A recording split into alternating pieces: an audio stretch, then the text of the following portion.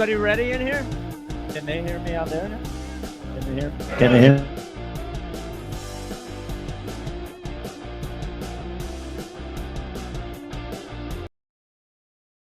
Damn show of the 2024 Eagles season. Uh-oh! Brandon celebrated by dumping water all over our equipment. That's all right. We'll buy a new one. It's not mine. It's you. They're not going to yell at you. They'll yell at me.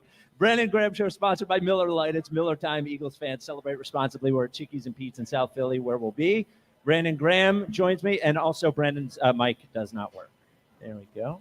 It's okay because we're on the internet. Try it now, Brandon. Nothing yet. Try again, Brandon. We just can you hear me? There he is. There we go. There he is. Turn it up. There it is. Brandon Graham with us, as well as Howard Eskin. Oh.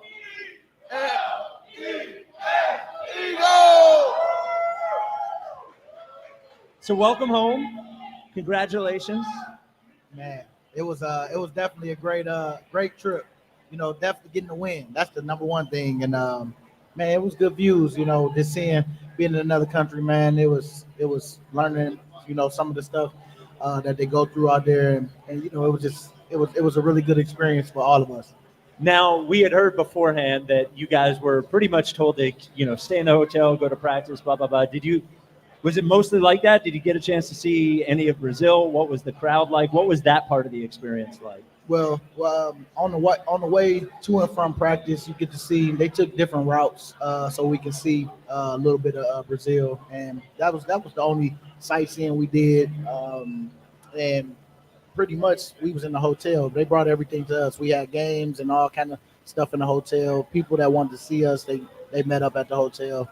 But yeah, they just wanted to make sure that we was obviously safe on top of we was there to win the game. And what was the crowd like? It was hard to tell, beforehand. It seemed like there were a lot of Eagles fans there, and Packers fans travel well too. It was sort of hard to tell on TV or listening to the radio what the crowd was like. What was there? Did you feel the Eagles fan presence in the building? I did. We felt it when we first came in. When they introduced us and everybody was yelling. It was a roar, and then all you see is different jerseys. Though you see a bunch of different jerseys in the crowd. Which I've been to London. We went to London. It was the same thing, a mixed crowd, and it was cool though because everybody brought the noise, man. I say that everybody was rooting for either side. I mean, because when Packers made a play, it was loud, and then when we made a play, it was loud. So one of the things we've talked about a lot since the game, and actually they talked about a lot during the game, was the field itself, which gave everyone gave everyone the anxiety because of the Super Bowl a couple of years ago. So what was it like playing on that field, and how much do you think it affected specifically you guys trying to get to the quarterback? It affected everybody, both sides of the ball. Packers felt it just as much as we did.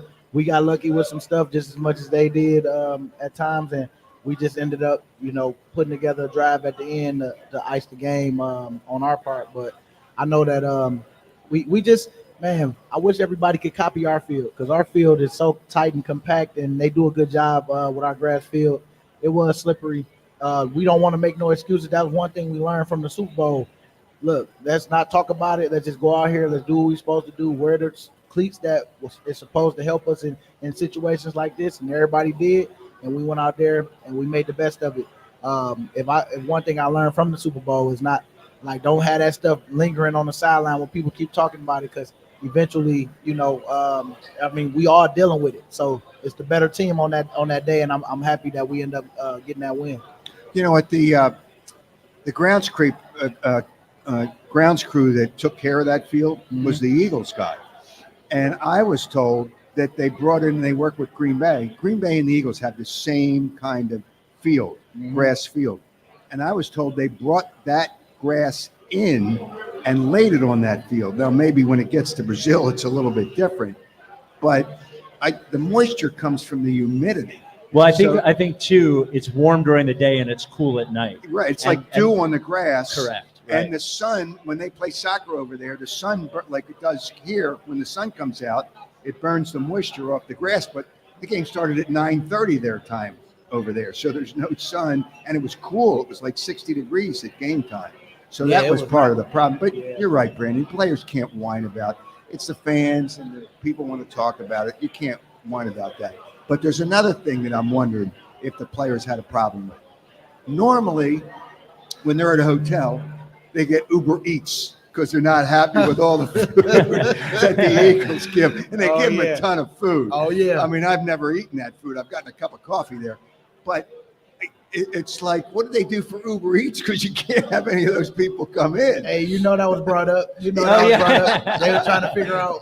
It was another app, but you got to have a Brazil phone number in order for that to work. No. And we was like, dang, because you definitely did want to get some. I knew that was get going to some be stuff an in the- issue. Oh man, people definitely was like, man, what's the app over here that we can use? Because DoorDash can't even find a hotel. Speaking of apps over there, we were all talking in the air. We was like, who's going to be the Eagle to tweet from Brazil? And I was like, it'll be CJGJ. And Oh, sure. an hour after the game ended, I'm looking at my phone and I'm like, there's no way he's on the plane by now. So he Uh-huh. did. CJGJ found a way. Yeah, he found a way, didn't he? I sure He did. said that. I was about to make a mistake. I ain't gonna lie. Like, I didn't even know the rules. I just was seeing somebody tweet something. I was about to retweet it before the game, and somebody told me, like, hey, man, don't pay that fine. No. I was like, hey. I say, what you talking about? And yeah, man, they saved me for real. So let me take you back to the beginning of the game, because a lot of the talk about the Eagles during the offseason, at least from a, hey, this is going to be great perspective, has been about the offense, Mhm. a lot about the weapons. But then all of a sudden, you guys are backed up into your own, side of the field. Yep.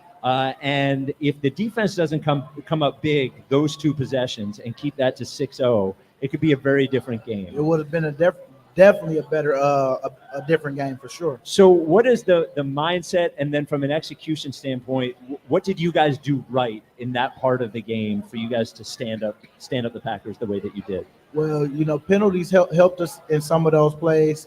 Then on top of that, we stopped the run. That was the number one thing too, because we knew that they wanted to run.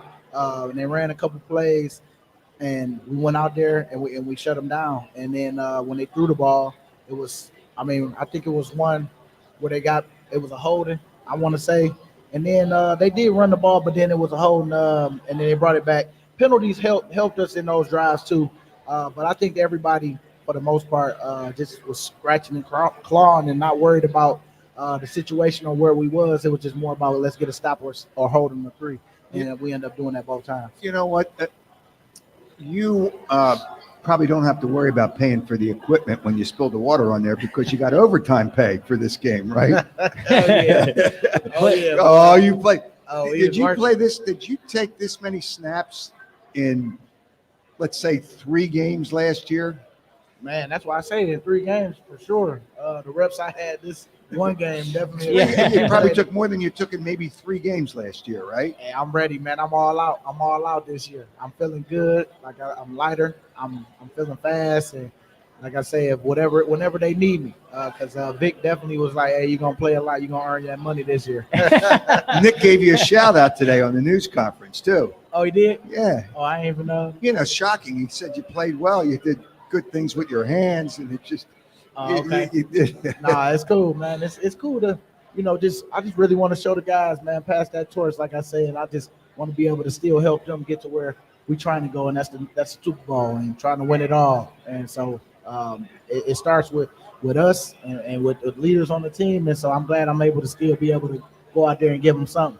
Not every player gets a chance in their final season to know it's their final season going into it. A lot of times that decision's made for you. It's not a decision that you make.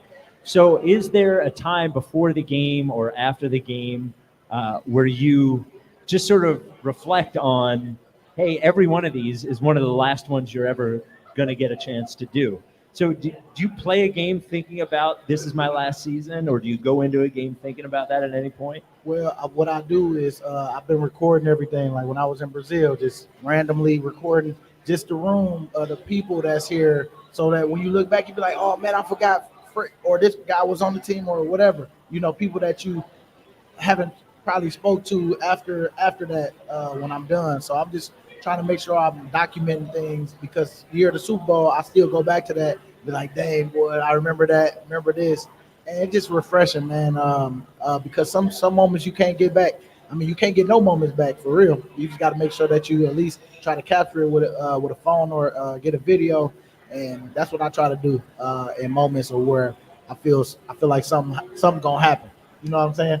Yeah, this was your first time lining up without Fletcher Cox on the Yeah. same line without you. I thought that, Jalen Carter, Jordan Davis did a good job, but what was Yeah. it like, lining up without Fletch, right in the middle of that line? You know what? The communication different. It's Oh, so really? different. How like, so? Like certain stuff that me and Fletch used to. It's just like certain looks. He'd be like, "Hey," like, "All right," you know what I'm saying? It's like You don't even have to that say it. chemistry. That Yeah. chemistry was so.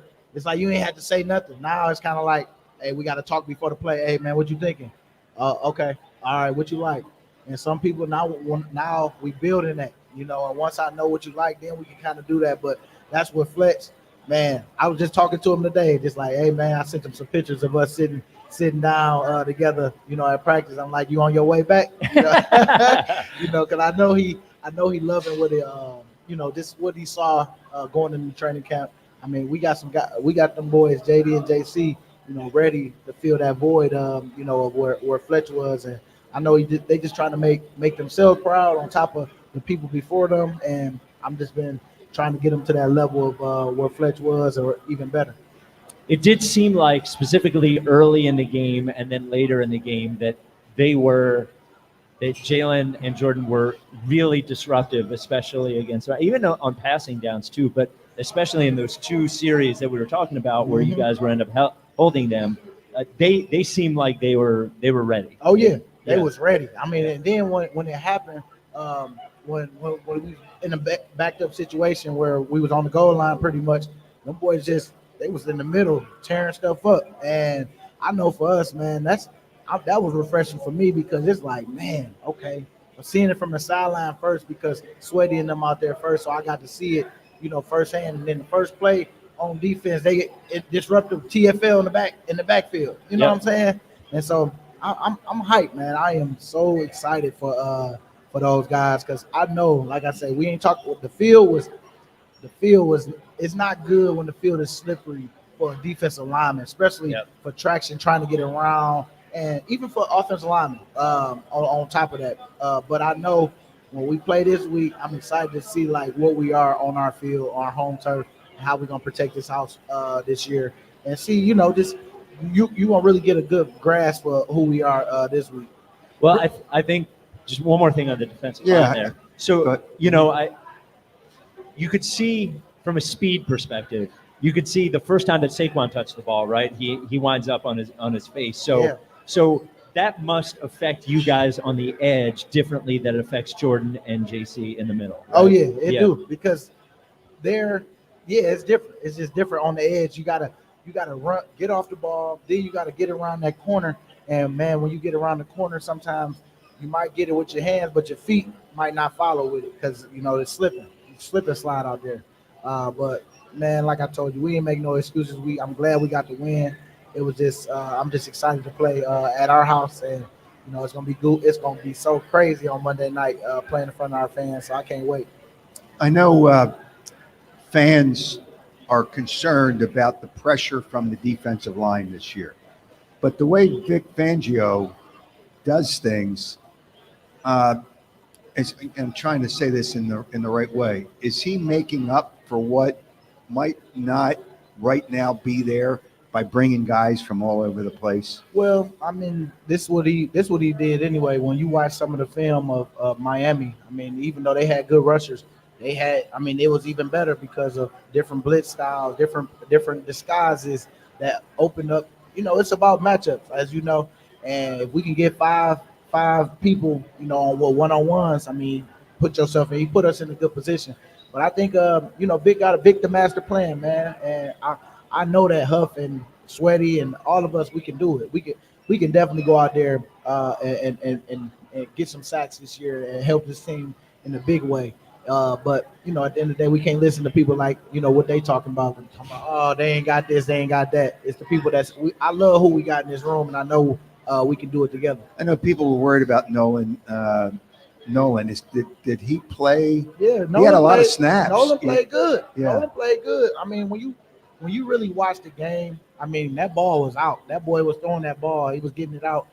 Even if it was going in the dirt, sometimes it's if people watch the game and watch the whole thing, I mean, Nolan was sick, like him and Sweaty a couple times. You know, it was like, oh man, he got lucky right there. You know, he got it rid of the ball. I mean, just like even with Jalen, you know, they had an all out. Oh boy, was coming off. Jalen threw that dot, man, took the hit. It's like that's part of the game, but I don't think that tells the full story until you watch the whole film. Watch the film.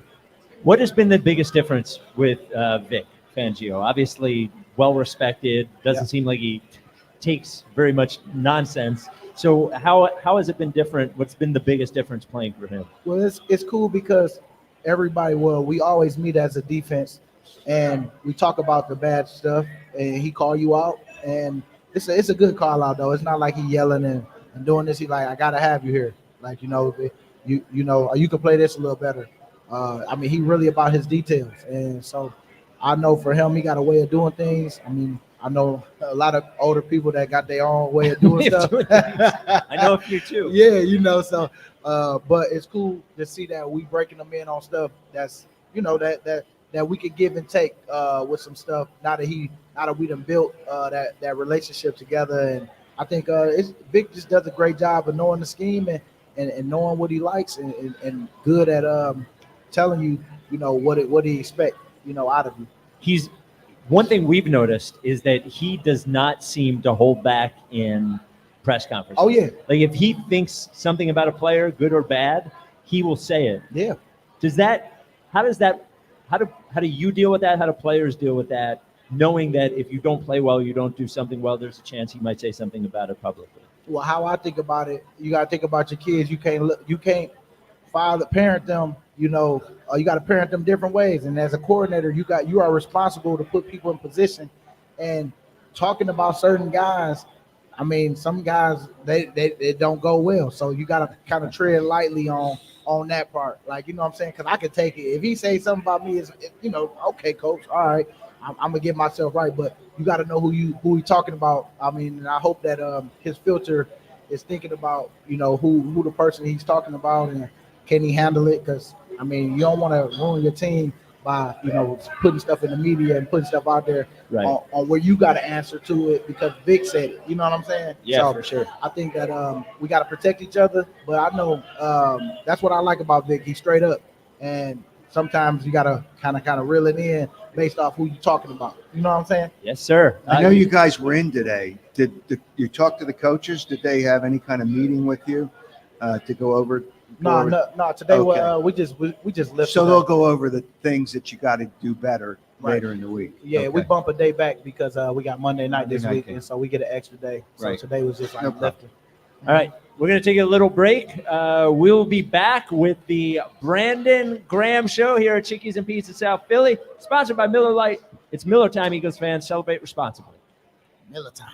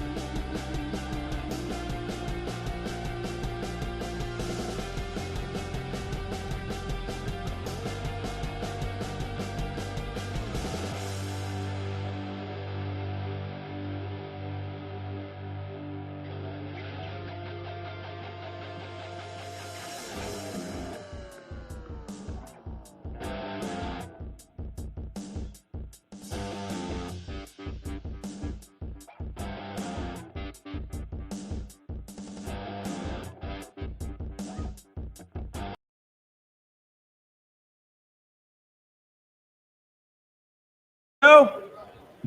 I said we're back with the Brandon Graham Show. All right, let's see what you guys have. Let's see what we have. How about this? E-A-G-L-E-S, Eagle. Brandon Graham Show from Chickies and Pete's in South Philly.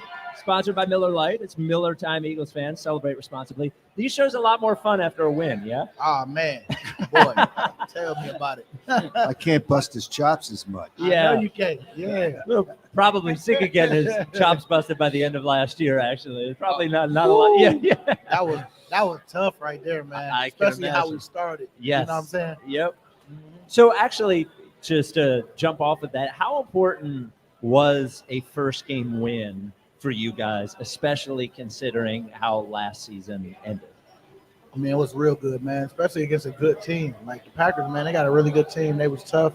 I mean, man, I give all the credit. I mean, them boys came out and played, man, just like we did. And, you know, they didn't make it easy for us. And I know we're going to probably see them again.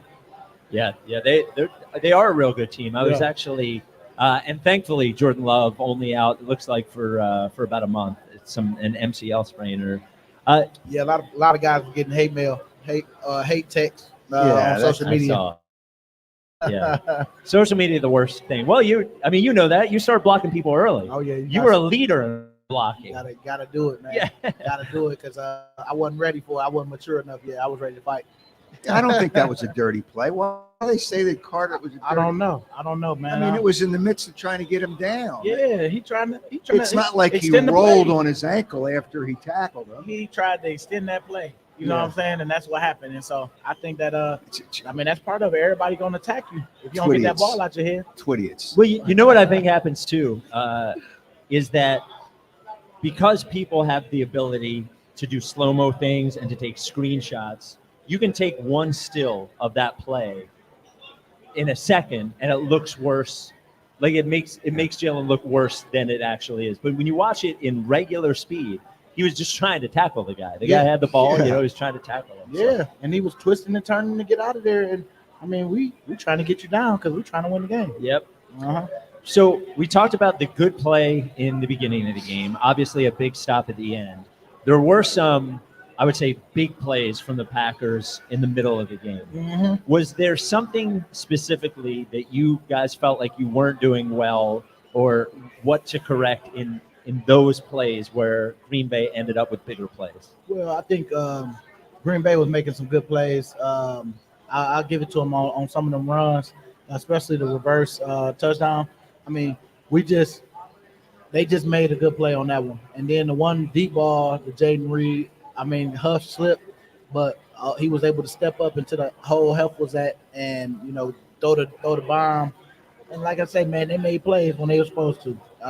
But I think that that was we wasn't really worried. It was just more about some of it was slipping, and then some of it was like, oh, that was a good play. That was a good play for the call that we made. Like the call that we called on the reverse touchdown, that was just a good play call on them because we was blitzing from that side, and everybody was going down, and everybody was on our side as we was blitzing. So they end up having that lane and go straight up the sideline, and that's what happened. And sometimes you got to take your hat off and say, hey, that was a good play. But I love the fight that we had. I mean, it was just, man, Green Bay was a good team. It was a good team, and the field didn't help us, and it didn't help them sometimes too. But I think, like I say, when we see them again, I feel it's gonna be on a good playing field, and I think it's gonna be the best team on that one. Gonna win that day. I don't know that you're going to see them again. Okay. I don't, and because I thought they were better than they showed. I mean, the head coach made a couple of mistakes. You can't go for two that early in the game. And then he's trying to chase the points because he had to go for two the second time he scored. Yeah. And it would have been tied at 31 at the end if Yeah. he just kicked his extra points. And I'm not sure about their defense. You know, obviously you play against their offense, and I still think Love, when he comes back, is still going to be a good quarterback. But I just don't know if they're going to be the team. And I'm not sure who it's going to be now. Yeah. But you can't worry about that. You just got to go play the games. We got the Falcons this week. We about to worry about them, but I know that I was just saying that they really do got a good team. And we might see them, we might not. The Falcons, I mean, you will destroy Kirk Cousins. That was embarrassing last night. Hey, Yeah, Pittsburgh wins without scoring a touchdown. that was crazy. Four field goals? No, like No, five, six field goals. Yeah, they 18 points. Oh yeah, Yeah. 18. Yeah, Yeah, it was dang. 18-10. Yeah. Boy, you need to get that boy in fantasy. Yeah. Yeah. For real. It was unbelievable. And then he makes mistakes when you put a rush on him. Instead of just tucking it in, he's trying to throw a ball when he's getting interception. Yeah, Yeah. right. Nah, I know. I mean, it's all about timing with him. He's a timing quarterback. He's somebody that's on rhythm. Like when we play against him, if you get him throwing on rhythm, he gonna get hot. He can get hot on you. But we gotta make sure we we gotta stop the run first because Bijan, he's in there. I'm sure they're gonna lean on him a little bit, and then they're gonna try to get that ball out for him. Now, two guys that had great games on Friday night, Zach Bond and Nakobe Dean, and that was a part of the field linebacker that there's been a lot of consternation from fans and from media. I guess what did you see from those guys in that game that allowed them to be so effective? I just see. I mean, they just had that spirit that they wanted to prove to people. They tired of hearing people talking about, oh, the linebackers this, linebacker that. And I know Nakobe had that chip on his shoulder just like Zach. Zach was just somewhere else last year, and now he's here with the with the Eagles, made the team because he was working. And it was no different. Like it was just a regular, like how we say, it's a regular practice. All this is practice. We've been here before. Let's go out here, let's show it. And them boys went out there and showed it. And I think it's just the spirit, man, that they carry about themselves and the way they communicate out there. And I mean, I knew Nakobe was ready because he'd been talking about it since we started training camp and knew he couldn't wait to get out there and show what he could do. That's why even in preseason, he still was, you see the effort that every time, man. He loves hitting people. I'll tell you that. People. Yes, he definitely do. Yes. And so if we keep him healthy all year, man, I'm excited for what he can do. Do you think he heard people criticize him, or how much? I shouldn't say. Yeah, you can't help but hear it, whether you listen to the radio or probably a Twitter. lot because we see you all the time, and you probably was one of them. No, I was a fan of his because I believed in him, because I thought just when you talk to somebody, you can tell whether they're giving you a lot of nonsense and BS and they're just giving you lip service, or they're really working hard to try to be what the expectations were. You never reach the expectations of some people, but you can be better. And his injuries obviously didn't help him. And when guys come out of college, he was one of those guys out of Georgia too, right? Yeah. They play 5 teams that are high school teams. So, so when you play in the NFL, even the teams that suck have good players. So it's a little different. The speed's different. Everything's different. But no, I was willing to give him a chance. Just like, I probably ripped your ass the first year too. You definitely did. You was probably one block too. I unblocked you. Hey, CJ blocked me. I don't even know why. I For real? Say, yeah. Dang, I don't even care. Nah, you probably earned it. He just probably blocked every media. You didn't block me. You probably I'm not retweeted something about him. Yeah. That's all. I didn't say anything about it. Maybe were you mean last time? Did you talk trash last time he was here? Uh, Probably when he didn't re-sign him. No, I mean, I don't know. It's just. Yeah, you probably tweeted. We gotta go dig.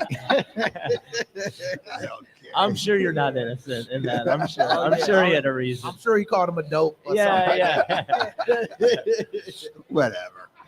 One other guy on the defense to ask you about is Quinyon Mitchell, who I think one of the things that will endear him to fans is that he talks a lot and he seems tough. Were you surprised at how well he played being this first year as a rookie, and what did you see from Quinyon that allowed him to be so successful? Well, you know what? He was scoping the scene when he first got here. He was kind of quiet at first, but then when you seen him on that field and he started talking stuff to AJ, it was just like, oh, okay, okay, all right, I believe you. Well, let me see it. And when you start seeing it, man, I couldn't wait for him to get out there just to see it translate to the field. Because everything in practice is practice, but you always wonder, man, how he gonna be when the lights come on? And it's the same. It's the same. I mean, he got a good group in there too. He got Slay. He got Gardner Johnson. He got Reed, people that he can definitely learn from and talk to in moments. And everybody encouraging out there. That's what I do like about what we got going on. It's a lot of encouragement. When we was going through, when we was down, nobody flinched. Everybody was just like, all right, we need to stop on defense. Offense doing their job for us now. They picked it up. Now we got to pick it up. And so I like what's going on right now, man. The rooms that some of these guys are in, like Q got a good room, and that matters, man. In this league, because it's tough. This game is tough, and if you ain't got a good room and you hating life because people talking stuff in your room, you got to worry about all this and that. Because sometimes maybe you deal with jealousy too, because everybody want to be the man. You know what I'm saying? And I think that's what I like about this team, man. We got a good group that everybody want to see each other win. You have a lot of lip on the field. You're giving the other team a lot of nonsense. But you've been around for a while. Mm-hmm. When I see rookies do that, are you a little, maybe, I don't know if it's surprised, but, is it a little too early to kind of start taunting people after you make a play when you're a rookie? Because that somebody's going to beat you somewhere along the way. Well, nah, I think I want him to be him at the end of the day, because I want you to live and die by who you are. You know what I'm saying? It's like, and he living right now. I'm glad for his case, because he trusts he got confidence in his game, and that's all that is. It's just confidence in your game. I seen him when he first started, just doing stuff, the way he go about it, the way he come out his breaks. I mean, I knew he had something, and I just couldn't wait to see it on display. Like obviously we seen last game, and I just can't wait to see him keep building on what he need to learn, what coach is thinking on his part, and it's on him to make sure he getting 1% better every day. And he's a good player doing it. I see a lot of the guys around the league getting in guys' face, and you suck. Yeah, these guys suck. Just shut up. Yeah, I know. I'm with you on that. They probably think the same thing about you. Well, I don't. They say, "Oh, give it up, give it up." Not all the time. Yeah. Well, I would guess some of the guys that talk, it's part of their game mindset almost. Like it might be hard for somebody like him to just turn that off if it's part of how he motivates himself and part of how he plays. Yeah, right? yeah. That's why I said sometimes people can be quiet because they're a rookie. They think, "Oh man, I don't want them to think." It's like, nah, man, be you. I want that person that we see in college translate to the league, and be even better. And I think that's what we like to do here. Like they like to have people showing their personalities. Be you. I mean, at the end of the day, you're gonna do your rookie singing and doing all that stuff, but you here to help us win, and we want to help you get to the ultimate level that you're gonna get to. And I mean, not letting them be him is not helping them. It's only depressing them, I feel. And I would rather go out being me. Just like I say to some coaches, it's like, man, whatever you call it. Because, I mean, I'm going to go out. If I'm a coach, I'm going to go out doing my stuff. You know what I'm saying? And if it don't work, I'm going to learn from that and keep it moving. But, I mean, be you, man. Like, go live and die by what you do. Just don't give lip to the cops like Tyreek Hill apparently did. That's just like, what's he doing? Well, we don't know that whole situation. I don't know what happened. Because old boy on I don't know right either, now. but I know the police captain. And he might have said something to him because the way he was probably handling him. Yeah, but hey, let's suck it up. Hey, officer, what True. what did I do? I'm with you. I'm trying to get out that situation. Yeah, it's just. I mean, just let him do what he gonna do because they recording it. He wasn't the only one taken out in handcuffs yesterday. It was Deshaun Watson for stealing money was taken out. I knew you were about to say something. Hey, dang boy, 230 mil guarantee, boy. They got 138 million left. Yes, crazy. Hey, he'll get it together. You'll have your fun against him too. Oh man, dang, we do play them this year too. You do. Yeah. Middle of the season, I think. Right? Yeah. There's October 13th. It's a home game Monday night, 2 road games. Oh, and then it's after the bye. Yeah, it's right after the bye. The bye's the 5th. Right. Yeah. All right. Take one more quick break, then we'll come back and wrap up the Brandon Graham Show. We're at Chickies and Pizza South Philly, sponsored by Miller Lite. It's Miller time, Eagles fans. Celebrate responsibly.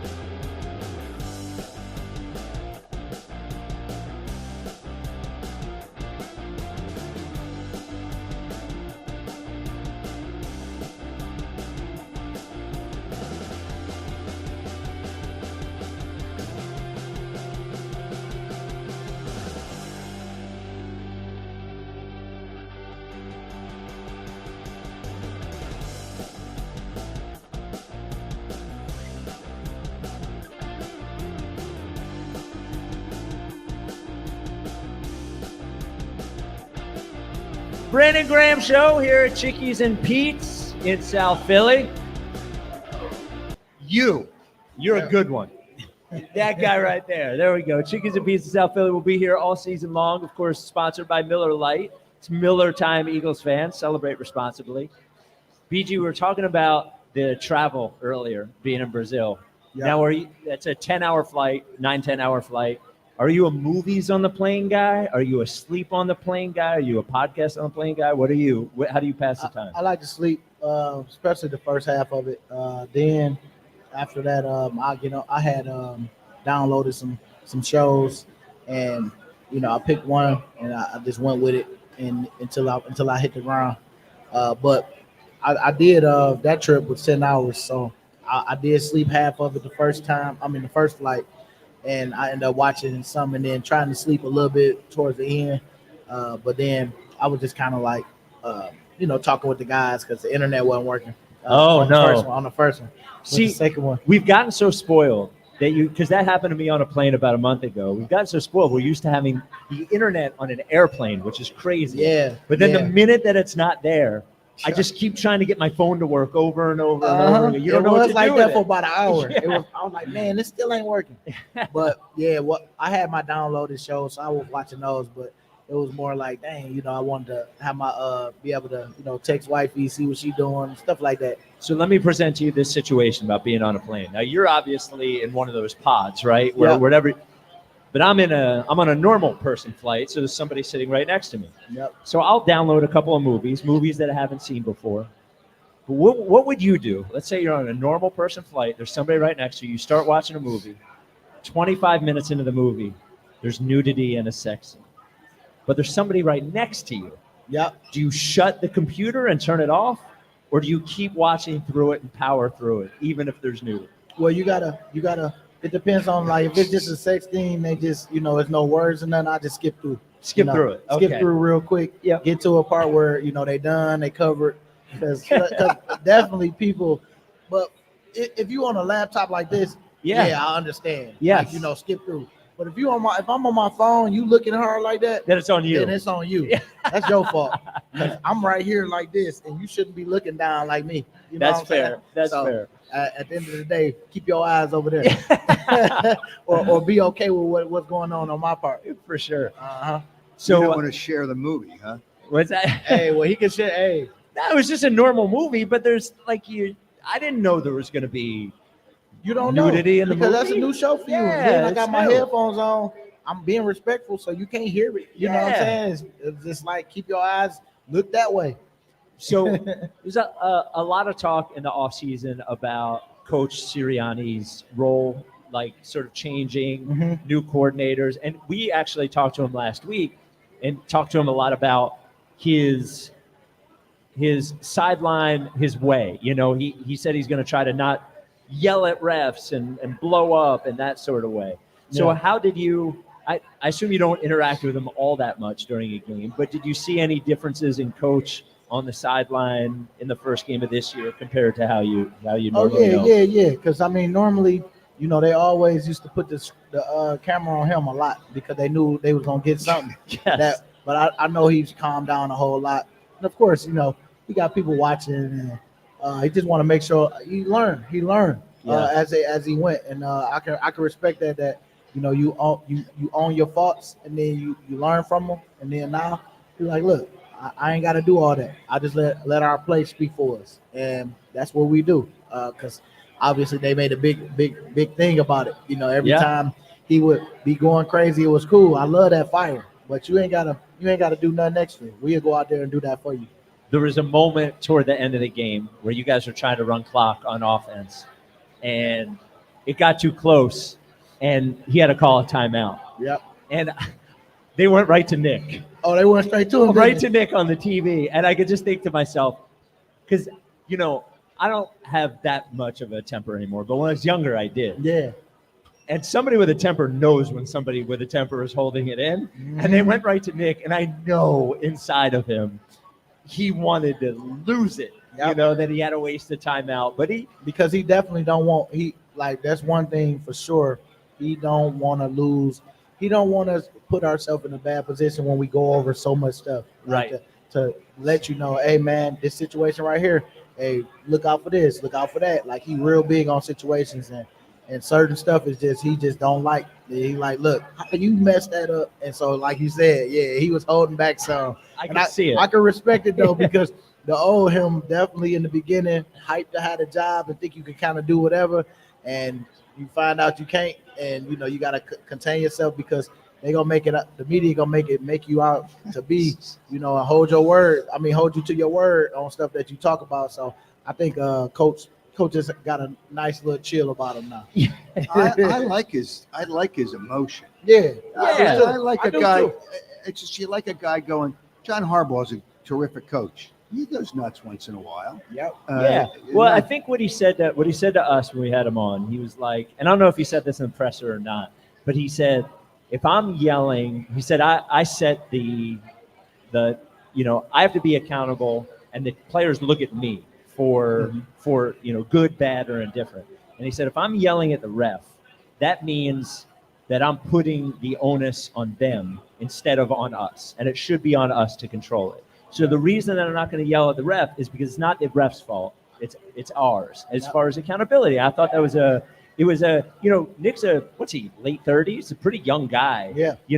He's still in a position in his life where he's growing. Yeah. And you can still change things about yourself at that point. I respected that a lot. You know what I'm saying? Like owning what it is that you do, that you know that you could be better on.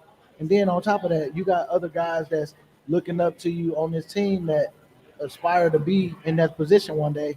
And if you go about it the right way, you could definitely help them in their journey to get there. But I know for sure, man, just seeing Nick over these years and seeing how different and how much he's obsessed with just the details and obsessed with like trying to get back to that championship. But it starts with him and how his attitude is how we gonna be. Like, he can't be out there saying don't mess with the refs and doing all this, and then he does it. And then he the guy. Yep. And then you put us in a bad position.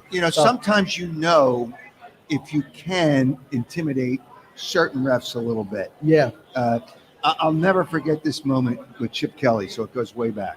Sarah Thomas was one of the female officials, and it was, I don't know, maybe she was in the league 4 or 5 years.